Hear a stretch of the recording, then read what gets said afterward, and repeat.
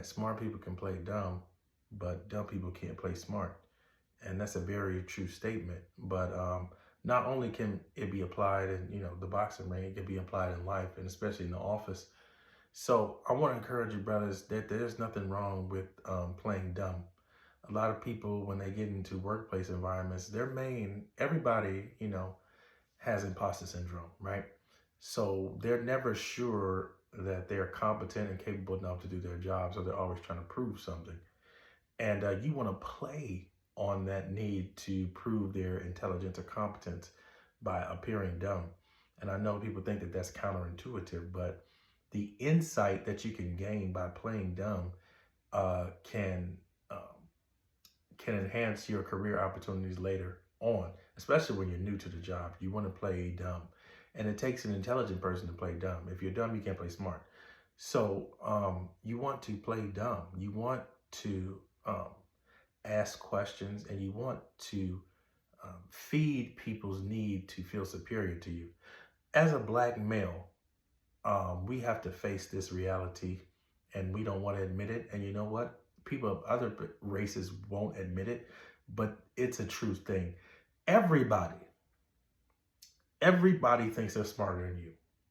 As a black man, every single demographic thinks that they are smarter than you before you even open your mouth. That's a harsh truth that a lot of people don't want to accept. I don't care what school you went to.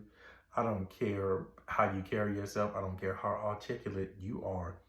Every demographic believes that they are smarter than you. So instead of trying to negate that, instead of trying to be insecure about that, instead of trying to prove yourself, okay, you are smarter than me. Now I'm going to play dumb. I'm going to get all types of insight about how this office works, who are the major players, who are the movers and shakers, and then I'm going to set out a path to maneuver myself to be a powerful person in this workplace. That's the mindset you have to have. Allow them to think that they're smarter than you, and then use whatever they say, whatever knowledge they drop in order to advance yourself. You can only do that by playing dumb. And when I say every demographic, I do mean every demographic, including the black female. Oh yes, she's the main one that thinks she's smarter than you. No matter your credentials, brother, no matter your summa cum laude, whatever credentials you have, she thinks she's smarter than you. Not because she actually is, but because our community is a matriarchal structure, and she believes that she has the power. So if she believes she's empowered over you, the fact that I'm empowered over you must mean that I'm smarter than you. So that's the mindset that a lot of them have, and not all of them, but a lot of them have when they enter the workforce. And so when you come in, they still have that same mindset. And we already know the other demographics believe that about you.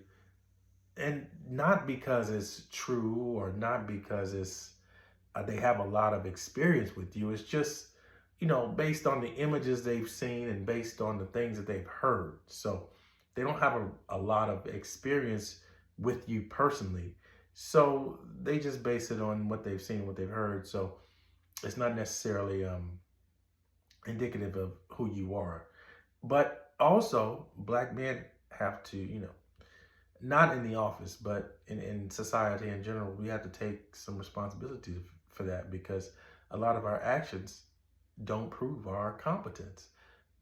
We make a lot of bad decisions, especially when it comes to who we choose to procreate with, how we choose to align ourselves with certain individuals, how we choose to behave. And a lot of that comes from, we believe that we're supposed to be a certain character. We believe that being a black male, being a masculine black male comes with certain characteristics. And we want to live up to that, not having the guidance of an older black male to kind of really tell us what black masculinity is, because a lot of older black men are also playing a character. That's beside the point. I'm getting You feel me though. But so what you want to do when you're in the office is you want to play to people's desire to be superior to you.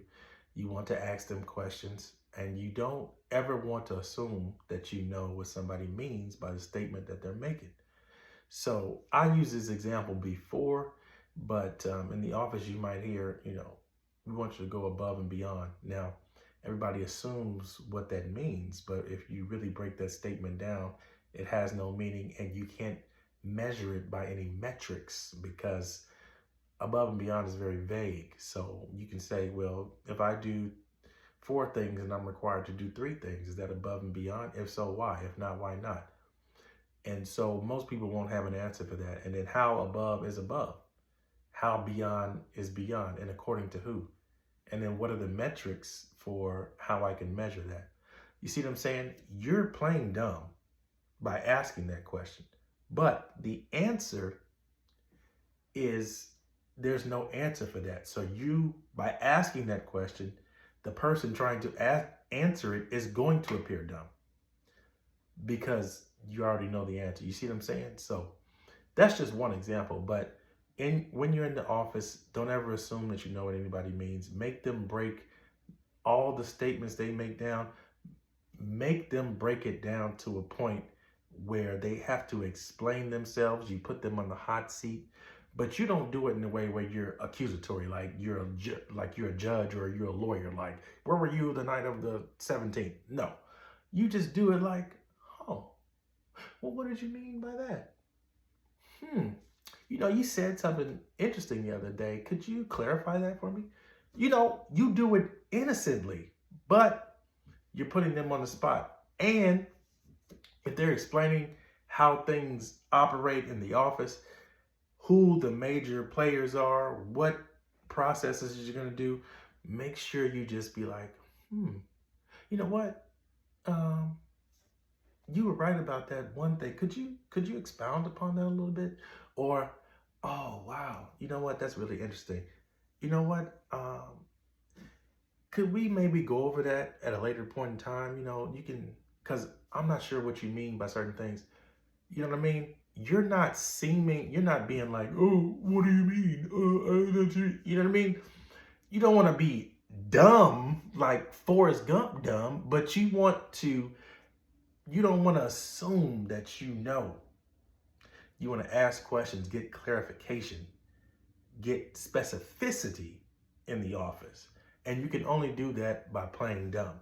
And then you want to, and people actually like to, they're narcissistic. They want to appear competent. They want to appear smart. And when you ask questions, you act like you want their guidance. You make them want to say more, and then they're going to continue to reveal more. And the whole time they're revealing things, you're taking it down, you're writing it down, you're making your notes, and you're plotting a course on how to use this knowledge to better your career chances, better your output, better your outcomes at the job. So I just want to give you that game. Smart people can play dumb, but dumb people cannot play smart. Word to Javante Davis. And you want to take that approach when you're in the office. Don't let anything slip by you. Don't assume that you know what somebody's talking about, and always follow up and play dumb, because there's advantages to being underestimated. All right? So if you want to learn more, the handbook on how to handle corporate situations, I wrote it after spending more than a decade in corporate America. I've come up with strategies on how you can succeed in spite of the obstacles put before you by others. Go grab that book. The link is in my bio. It's available on Amazon. A Black Man's Guide for Working in Corporate America. Appreciate you watching. Appreciate you listening.